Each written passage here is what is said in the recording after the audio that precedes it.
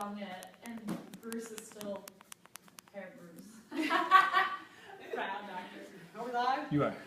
We All alive. right, welcome one and all to Friday Ped Nerd Session.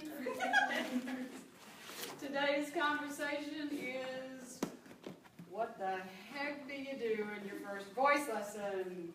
And so we're continuing on. We've been talking about the culture of the studio and how to establish the culture of the studio. So here's what, yes ma'am. Talking lots. Focus, all you doctoral students in the room and master students, focus. All right, so we've been talking for the last few weeks about establishing the culture in your studio. We've been using our pyramids, and one of the things that we've said over and over again is that we want our students to be fearless.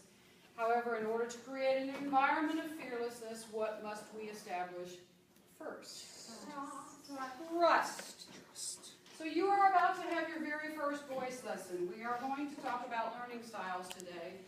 You have never laid eyes on this person until today. You have an hour. What's the first thing based on your pyramid that you would like to establish or begin to establish in the voice lesson so that they'll be fearless? Trust. You are beginning to set the culture of having a safe place for them to experiment, and that starts in the very first lesson. However, if what's going on inside your own head is a bag of angry bees, because you are fearful that you might say the wrong thing, do the wrong thing, not impress them, very concerned about what they think of your teaching so that they will know that you earned all of those degrees on the wall, that is what is in your mind when you enter the trust space. Then what's going to happen to the suit of clothing you're wearing, i.e. your empathy? What's going to be on the surface? Not Everything except what's Armor. Yeah, all of the above. All of the above. And when you have your very first voice lesson, that actually may always go well, may not always. May go well, may not always go well. It kind of just depends on them and you. But we all have an expectation of what we think the first voice lesson should be like as teachers. I want you to think back into the deep recesses of your brain and tell me what you remember about your first voice lesson. I remember. Okay? I was 15. Take your hand down so they can see you and hear you. Oh, I was 15, and I had never been outside of my little 3,000 person town, and to go into the big city was a big deal for me and my mom. And it was that. It was the diplomas on the wall in a big institution, and at the end he said, "I will take you." Yes! Do you remember anything beyond that? Do you remember what the substance of the lesson was? Or was that your biggest memory? Just vocalizing. Okay. Just vocalizing. Mm-hmm. And then we would say, okay, we played with breath a little bit. But we didn't actually do much. He just heard the quality of my voice and saw if I could match pitch, I guess, and do what he was asking me to do. Did you feel as though his demeanor was calm? Was it nurturing? Was it official? What was it? It was official. Official? Especially as a man, an older man. Sure. Yeah, Okay. it was official. All right. Sure. All right, good. Somebody else. What would you remember at your very first voice lesson? Cookie. My very first voice lesson was my freshman year of college, and my first day at school was also Dr. Williams' first day at school. So we had that going. The one thing that I remember the most, because it devastated me, was that I told her that I thought I was a contralto, and she had to stifle a laugh. And she said, You meant country alto. she was like, no. No. She tried to be very sweet about it, but she was like, no. And then we vocalized a little bit and chatted, but it felt like the beginning of a friendship and not like a, here are my degrees. Yes, all of the vitamins. Good. That's a good recollection. Someone else. What was your first voice lesson like? I told my singer I wanted to sing Nelson Dorma. Oh, you said you wanted to sing Nelson Dorma. How old were you? 18. I was going to say, please say you were. Please say you said you wanted to. So how was the atmosphere of the first voice lesson? Well, it was okay. We'll see about that. All right. That was I mean, it was with Pedageek, so, you know, we were already speaking in British accents and having fun. No, I was a fool, and he was a very kind person. All right. Yeah, that's actually really good. I mean, well, by fool, I mean freshman. Yeah. Inexperienced. In my estimation, for my situation. Cool. Anyone else have a memory? What was it like the first time you taught your first voice student? What was that like? Okay, tell me why. Be specific. What happened? Where were you? I'll be specific. Where were you before you entered the room? What was the anticipation of teaching like for you? Describe it. I was terrified because I felt completely unqualified. I was like, I'll do my best, and I'll try to sound smart like I know what I'm doing, but I don't. So. Okay. You felt unqualified. What else? I can't play piano, I can't play piano, I can't play piano. Neither can I. Yeah. Sing thirds, I'm going to play your chord. No, I said sing thirds, I'm playing your chord. I said sing thirds. All right. So that was part of what was leading your mind as you went in the room. What else? Anyone else have any sort of dialogue or anticipation? I wanted to be the hero. I wanted to change lives. You know, like, oh, I'm going to do this. I'm going to be great. How about, I hope I say the right thing. Heck yeah. How about, what did chapter 1 in the pedagogy book say again? How about, okay, what's my idea of breath support again? What's my idea of breath support again? How many of you entered your first voice lesson and there was some sense of thought about how that voice lesson was going to be like your own voice lesson when you were taking voice lessons? Yeah? So when you enter the room, so let's talk about this. The label, we talked about this before. Labels are very important. If you label your voice as fragile, it will affect how you practice. Yeah? If you label certain things in your techniques with absolutes like never and always, it will affect your practice and it will affect your teaching. The labels are important.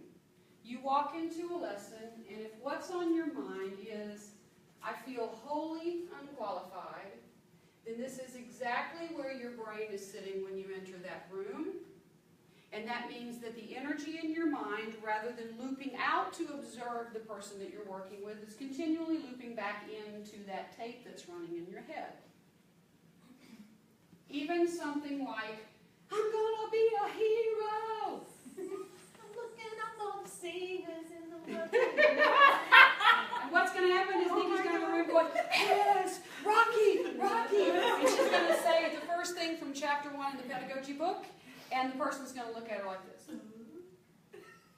And then the hero has a pin pop. And then she says, oh wait, I was going to be a hero. But what happened was, whether the label was negative or positive, when you lead with those types of labels, you are in here and not out here. And the very first step is not to know what the learning style of your student is. The very first step is not to know everything about the anatomy of the larynx and how many cricopharyngi do this or this or this. It's not how many Schubert songs you know. It's not how loud or how soft or how beautifully you sing. The first thing when you walk in the lesson is for you to be open to see where they are. We as teachers turn voice lessons into all about us. And you are having someone coming into you who's desperately seeking information, not about how to do an algebra problem, but how to make something work that inside the core of their being has an emotional feel, connotation, whatever. It's not a tuba. It's not sitting out here. It's in here. And because it's in here, it is inherently a part of who they are, and it is an emotional experience. And they're walking into you just as nervous, perhaps, as you are about teaching. But you walked in with your mind full of things, positive or negative, lists, expectations, and then it became about you more than about them.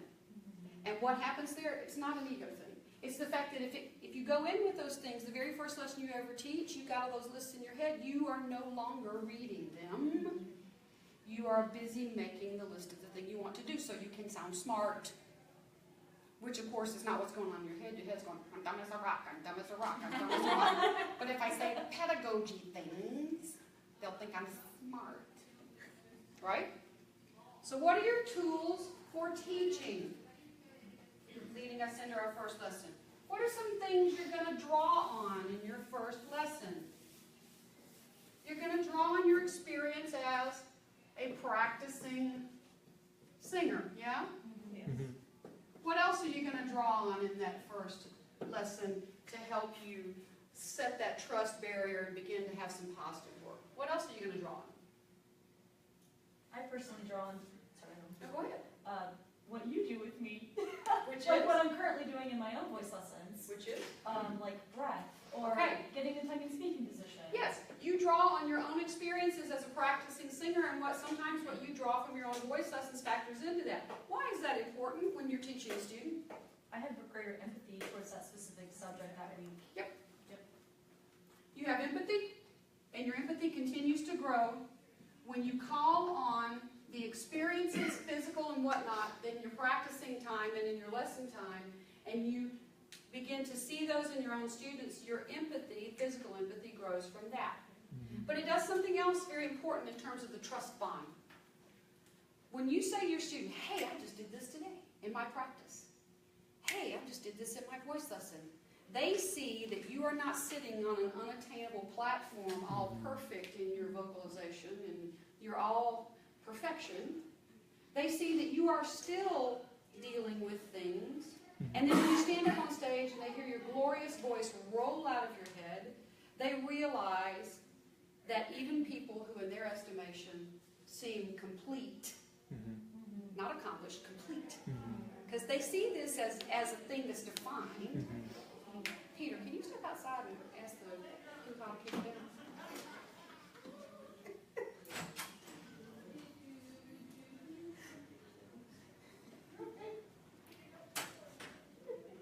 In their estimation, It was our food box. huh? Yeah, so. In your, down too. Because understand, in your estimation, they're coming in and they think singing is a right and wrong, black and white sport. They see it as a game of absolutes. What's right, what's wrong. Tell me what's right so I don't do what's wrong. And you getting up there and singing beautifully while still working through some of these things brings color into the world. It's not about what's right and what's wrong. It's about what's more organic, what's less organic, what's more truthful, what's less truthful, what's more honest, what's less honest. All of those things. And that then pulls you away from the absolutes. And when they see you're working on the same things in your own practice, even if you're not taking voice lessons, I mean, I go home, I'm not taking voice lessons right now, but I go home and I tinker and I play and I come back and I say, let's do this. And you go, oh, this is cool. She did this last night for the Shih Tzus. I could do this too. But it does that. It sets it up as not a game of absolutes and perfection. But it also does something else very important in the trust bond, and that is it establishes a sense of a team effort in your first lesson. I'm on your team. I'm not in charge. Well, I got a lot of doctorates on the wall, but that doesn't mean that it's my job to come in here and hit you with the wand and you go off. The more they improve, the more you get energized, and the more your empathy grows. Empathy is something that becomes more astute over time, more refined over time. Man, it's like a water finding stick. The minute you open that door and let your guard down for a second, that empathy gets fine. You pick up on teeny weeny little things, and you'll see it, and you'll make a change, and it makes an immediate change in the singer, and somebody's sitting around you going, wait, what happened? What'd you see? Because you were so plugged into what they're doing. So empathy and your own practice is a part of that. Your knowledge of anatomy and acoustics. You may not carry that into the first lesson, you might. Who knows? Before you move on to that, I Sure. was just thinking about the us as a practicing singer and trying to get that whole teamwork thing happening. Yes. A lot of that is our language. Throughout my evolution as a teacher, I started out saying, this is what I want you to do. And then I turned it around to what you're going to do and left me out of the equation. And now I'm on this thing like what we're going to do. The way you know what I'm saying? My language has changed to more of a teamwork type. That's right. Terminology matters. Okay? Terminology matters. And part of your first voice lesson and subsequent voice lessons is developing an idea about terminology being important and flexible. I can't say those two things enough. Important and flexible. If you are hooked into one way to describe a certain concept and someone comes in with a different learning style or experience, it's not going to be as effective.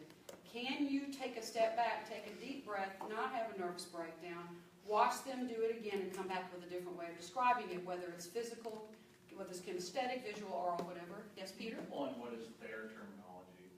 Because I ask them when they come in, I'm like, are you a creative person or are you a technical person? Yeah, Or a detail person? And then it's also not just discerning if they're one of those, it's which one they think they are. Okay? Hang on to that, because that's coming when we talk about when you vocalize them and question them. So you're coming in for your first voice lesson, carrying a bag full of practicing singer experiences, empathy as it is in that moment, on that day, a certain knowledge of anatomy. You don't have to be proficient, but knowing where your larynx is and not gesturing it up here on your forehead would be really good. Some knowledge of acoustics, and much of this right here, this particularly, comes from this. All right? This comes from Ped class and geeking out with us on Fridays. Is there anything else that you bring into that lesson, your first lesson, as your experience? I bring myself. I bring my personality. I try to tone it down a little, but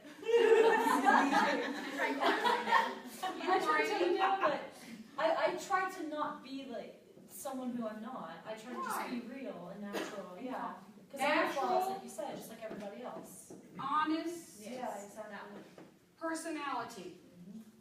I love it when I have conversations with people and they say, we're nothing like a voice teacher. And I'm like, well, what is a voice teacher? You know, scarf, sunglasses, tiny dogs, tea.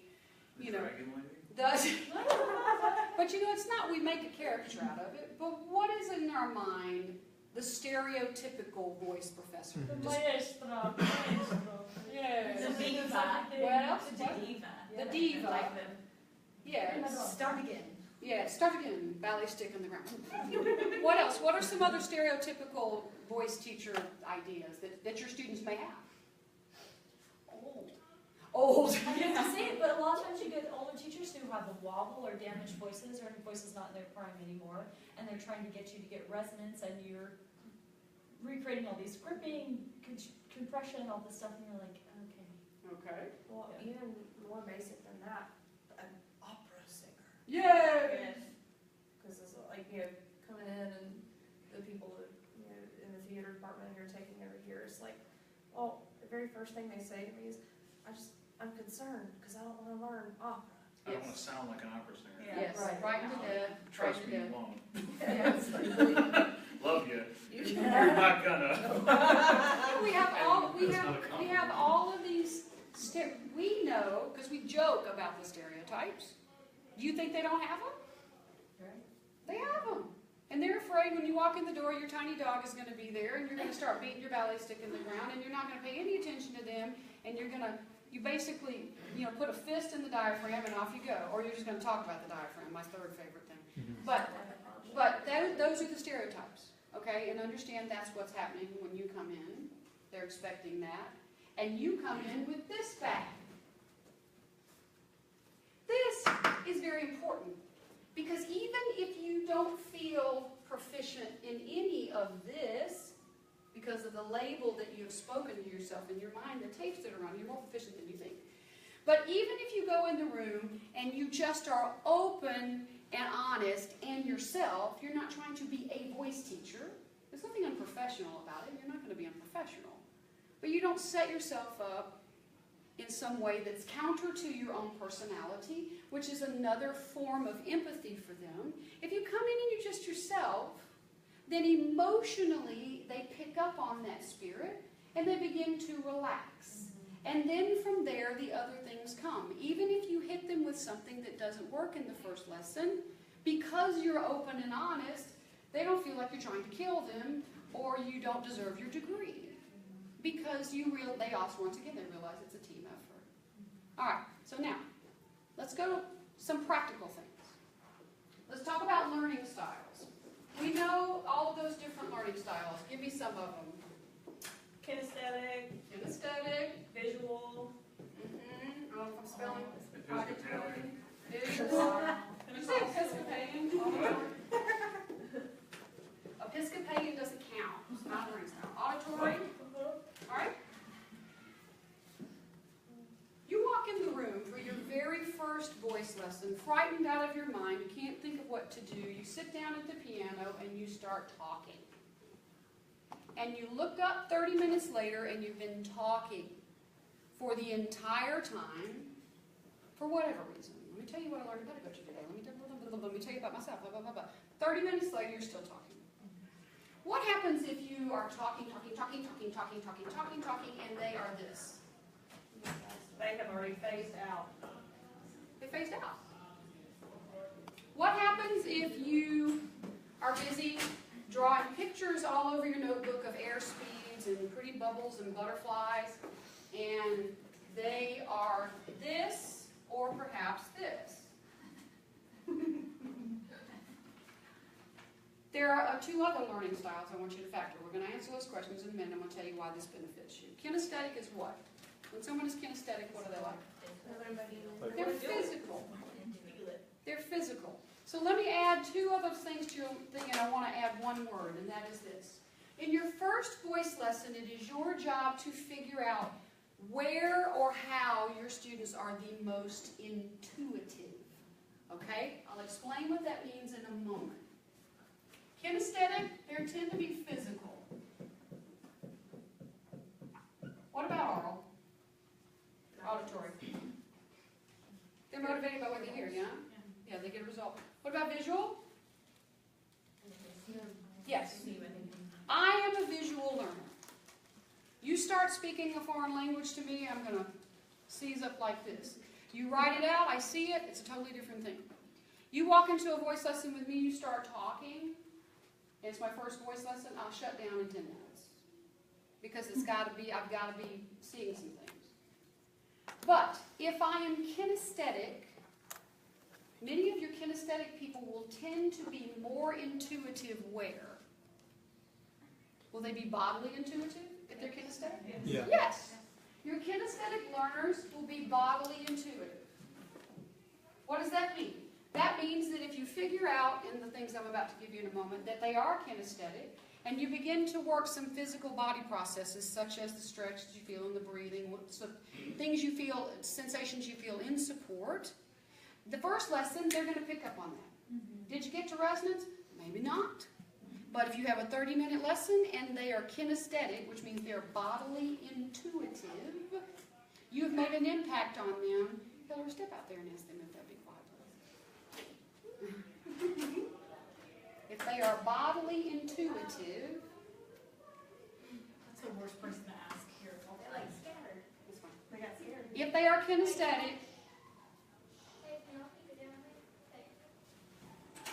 So you're going to do it. if they are kinesthetic, they are bodily intuitive, then you know that much of what you do with them in the initial stages of the first lessons is about getting them to feel things in their body. If you have someone who's kinesthetic and you start immediately talking to them about this, which we know we feel now, but they don't when they first start.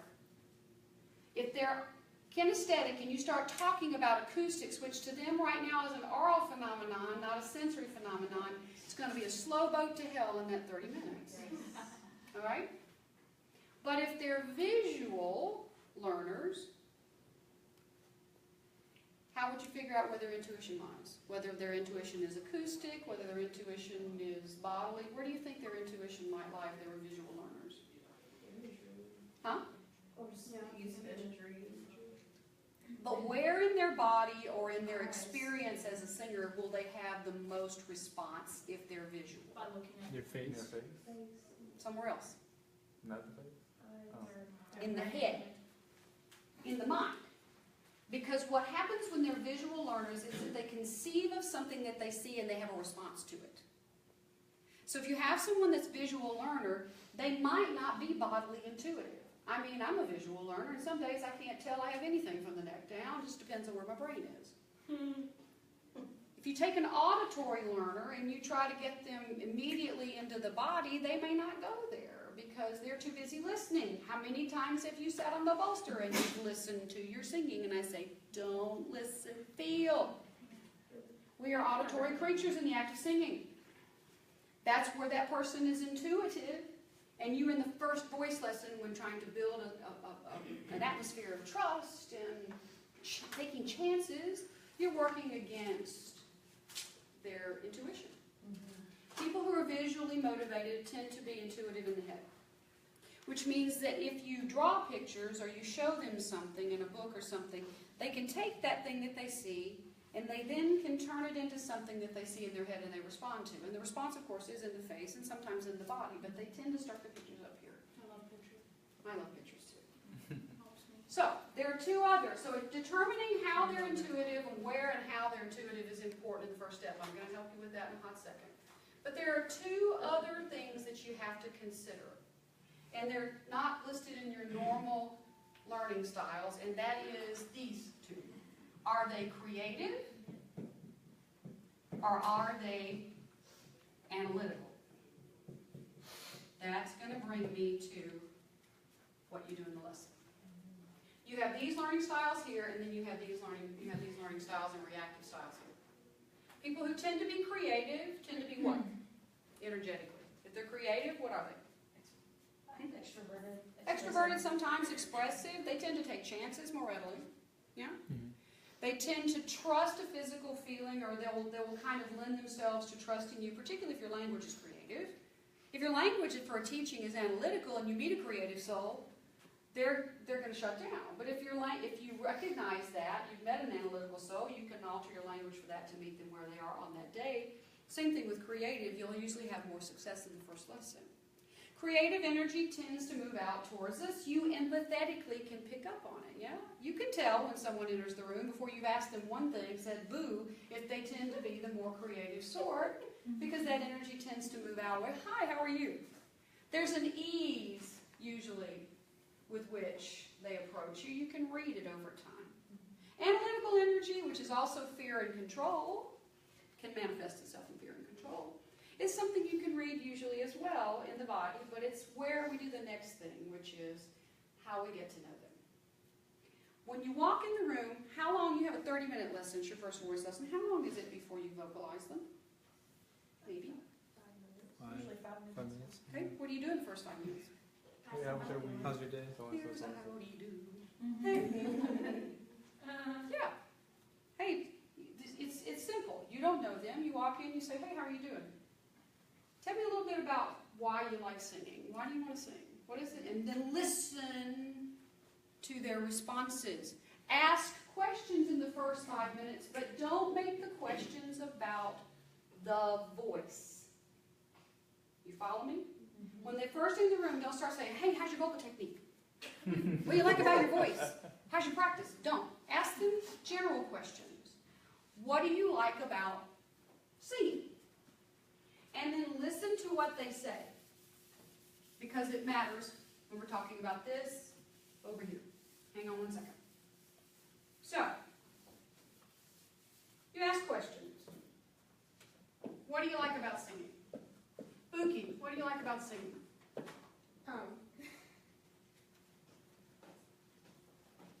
What do you like about singing?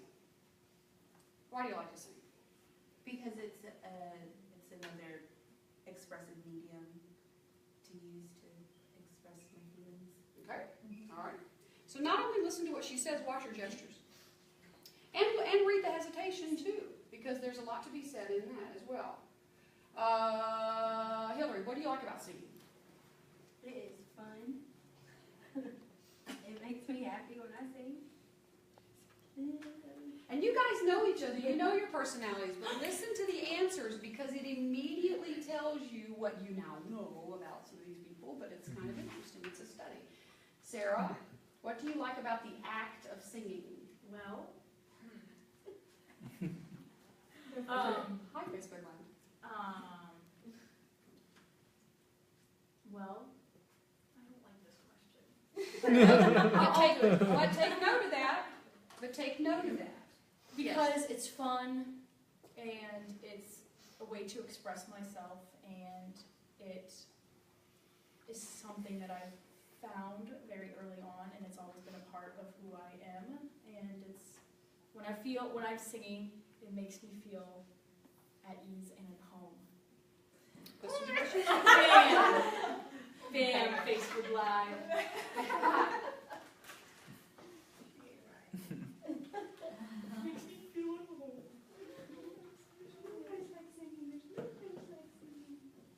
Now, listen to this.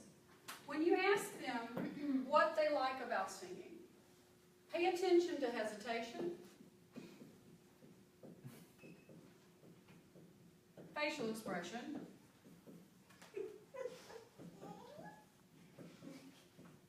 adjectives. What?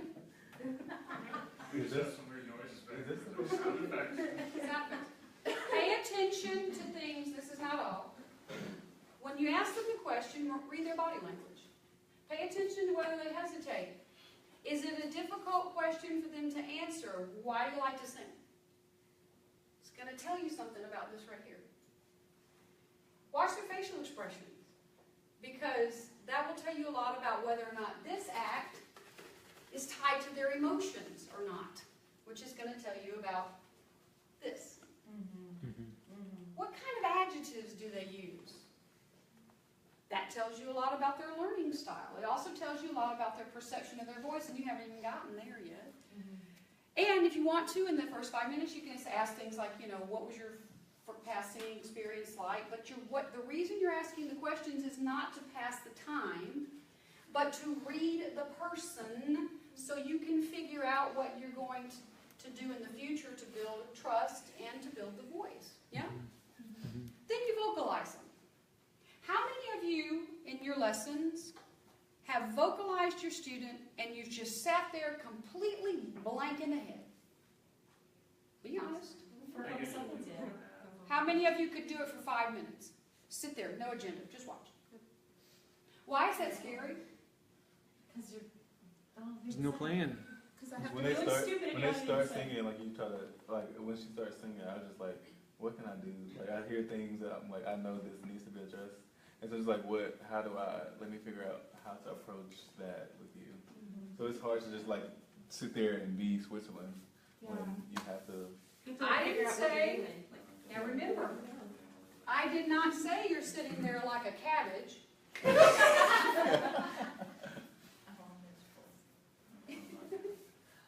But you remember earlier what we said. What are the tools you bring into your first voice lesson? I said your own natural innate personality, the honest part of you, because we are trying to establish an area of trust and a team effort so we can do some fun stuff.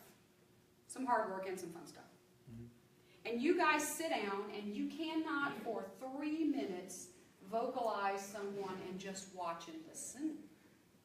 Because you're afraid you won't say the right thing. You're already seeing the 10 things that you would love to work on today in the very first voice lesson. Wham! Welcome to voice. Wesley, what did you say? Oh boy. When you said you could not sit and have your brain be quiet, why? When I was teaching Yes. the student, Yes. because being quiet is weird and that you always should be saying something. What do you want? What are you thinking when you start thinking? What are you thinking when you start thinking? What were you thinking in your first voice lesson when you started vocalizing them? Yeah. How long before you started having thoughts? Not very long. Okay. Right away. What were the thoughts? What can we do to work on these things and all that stuff? When you guys start thinking, this is what you start with. What can I do? Or I will do this.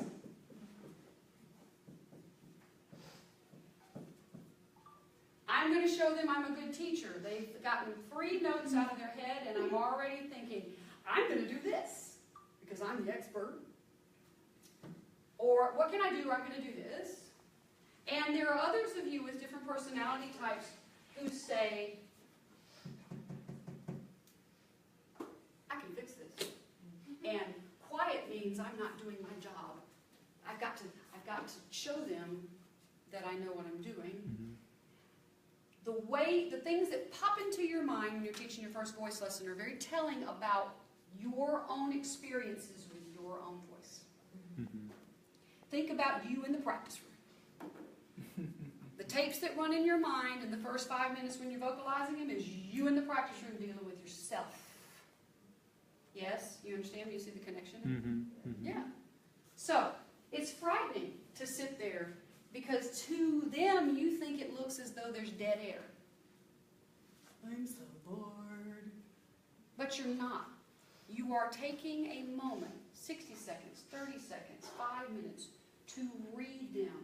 You start by watching and listening, and then you immediately start scanning your own body. This is what's going to keep you from trying to fix too many things at one time. So divide your body into our favorite thing, the pyramid. This pyramid represents your body, your torso, your thorax. That's the support body. Your throat, or the mechanism, the larynx. Your speech center, and your space, which is your hard palate, soft palate, hard and soft palate. Think about your own hang-ups and triumphs in your own singing, and start scanning. Then as you scan them while they're singing, looking at them up and down, see where your body's response is the greatest while watching them. And then immediately relate it to your own singing. All right, yes ma'am, I asked a question. Yes, two things. Yes.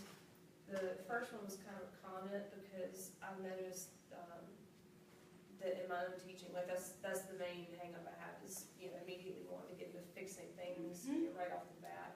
So one of the habits that I started just this semester, was instead of diagnosing immediately, but trying to come up with a rubric for the lesson, but just take like the first 60 seconds and hone in on like a positive difference from the previous week and comment on that first and talk about that first, and then go back and re-vocalize again and then go to something else. That's been really fun. Second thing though, going back to reading somebody, especially if it's like the first lesson or two and you're still developing a rapport, one of the most uncomfortable experiences I have ever had in my entire life was my first voice lesson with my first professor. And it was a fella, and we sat there, and the whole time he's vocalizing, I'm standing here, and he's like, Yes, and how you scan is important. Yes.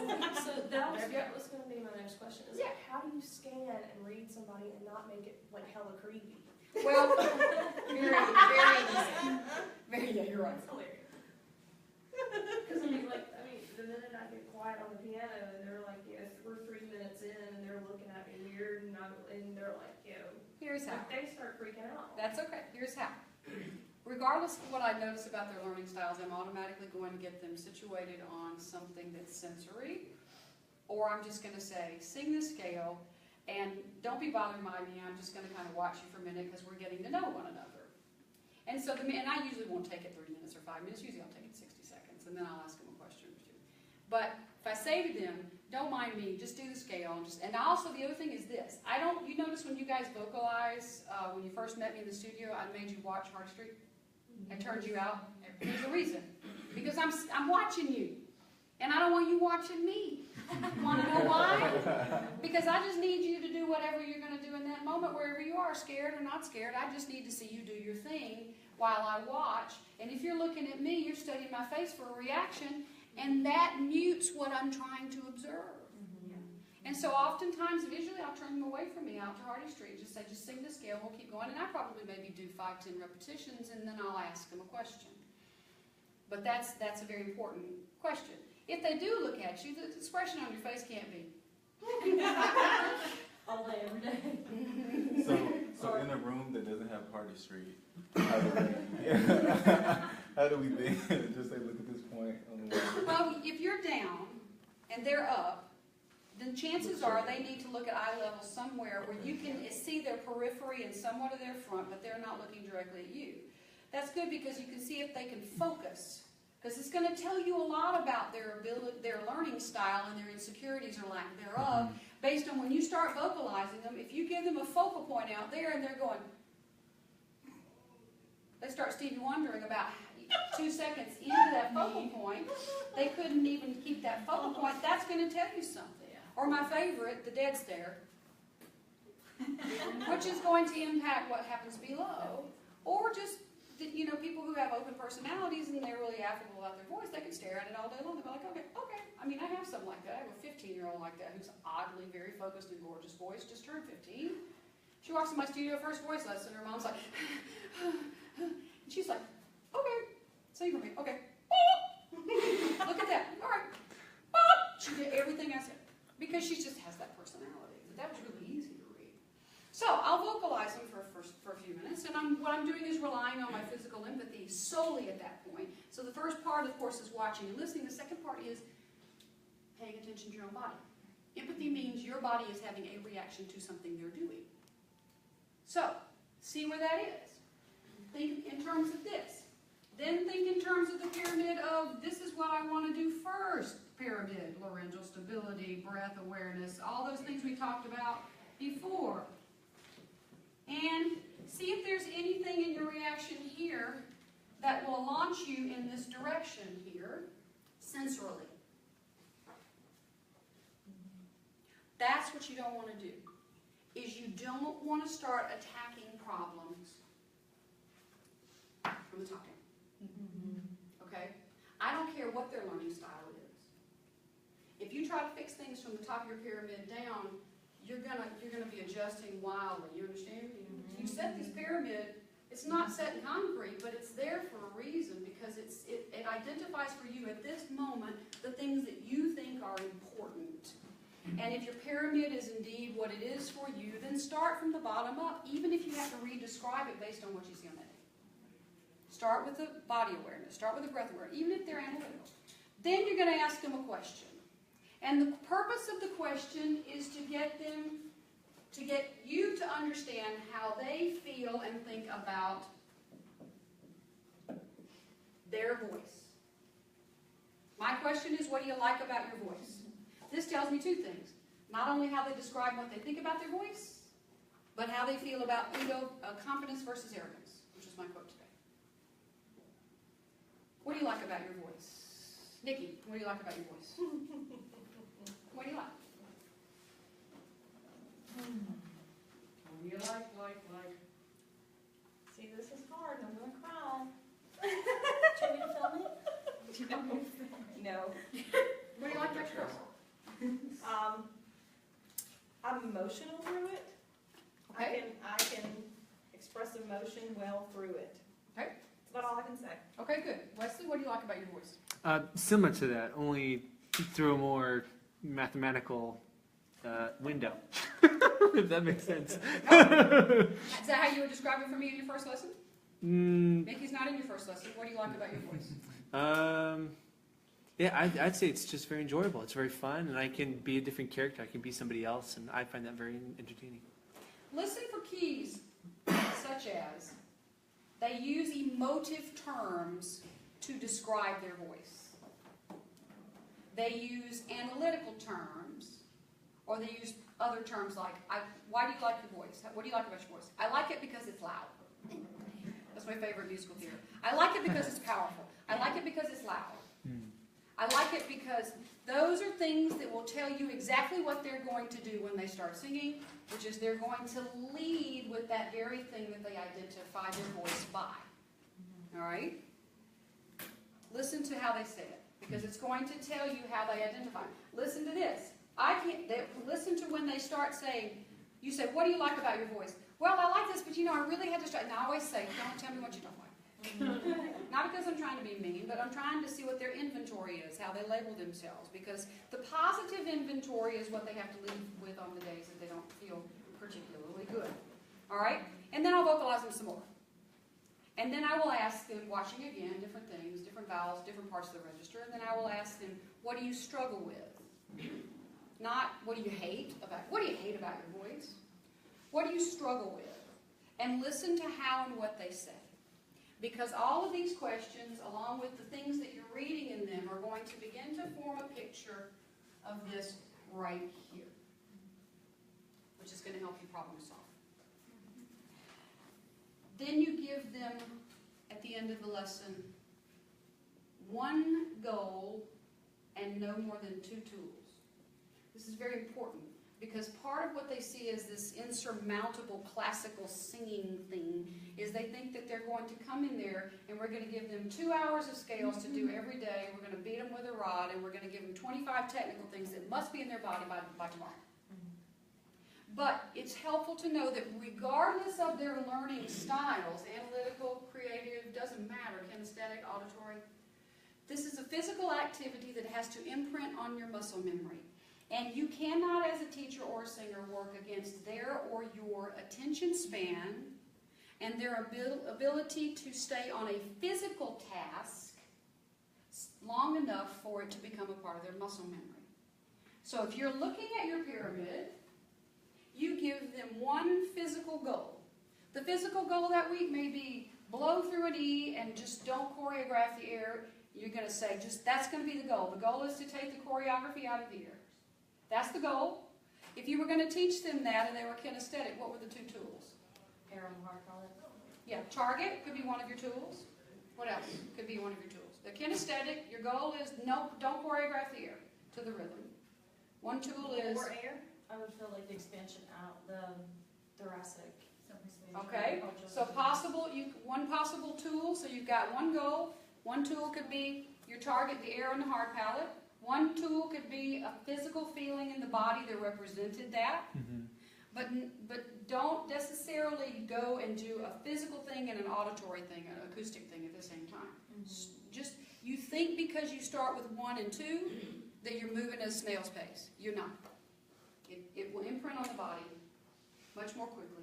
And they're going to see that you're setting goals for them that make the technique happen very quickly and organically in them, but you're not overwhelming them, which of course then takes back that sense of trust. Yeah. They will begin to feel fearless when the body begins to feel like pretty quickly like it's doing what it needs to do. It doesn't have to be miraculous and instantaneous, but it has to be steady enough for them to know that it's not going to take them 10 years of singing scales to be able to step out on stage and sing. I 4 wish notes. it only took 10 years. 4 notes, well, to sing 4 notes, yes ma'am. When I was a young teacher and I felt bad about charging, Mm-hmm. you know, you hated to even ask for the money at the end of the lesson. Those were the lessons where I felt like I had to give them a whole bunch of stuff. Like, you're paying for this, so I have to overwhelm you with information so you'll feel like you're getting your money's worth.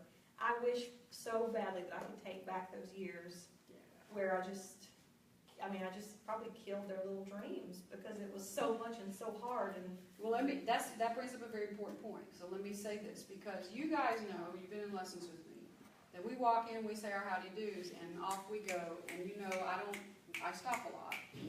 Why? Because I have 1 hour a week to get in as much as possible. But I'm not haphazard with it. If I stopped a lot and I would hit something over here and then something over here and something over here, your agitation level in the lesson would rise. That's the thing about giving them too many things to do. Mm-hmm. They're trying to physically imprint something and you've put it in like 5 different locations and different things to do. Yeah. They feel a sense of agitation over that. If I sense in you, if I'm giving you a lot of things and I'm hitting you with a lot of things, but it's the same general idea, and I sense anxiety rising, I back off. That's something we're going to get into next time, which is when you are in a masterclass situation or in a lesson situation, how do you modulate your energy or what you're doing or what you're saying based on the signals that the student's giving off to you? This falls into the category of meeting the students where they are on that day. It does not mean you don't have a plan for them, But you've got to be pliable enough to read them, and in that moment, they may not be able to accept that, so you've either got to back up and decide to do it a different way, describe it a different way, or perhaps back off your agenda for that day. And that's more sensitivity to what's happening in the room, combined with all your other tools, that are going to make your empathy, I erased it, your empathy more fine-tuned, which is part of it. So that would be one of the things that immediately would separate you now from then, is you may do a lot, but your goal and your thing you're trying to accomplish may be the same thing, and you may be throwing a lot of things at that same goal. Their agitation level will not rise in response to that. That's another part of the trust. You feel like you're fully engaged in your lesson. You're not sitting there watching your teacher check their email or going, okay, let's try this. Okay, let's sing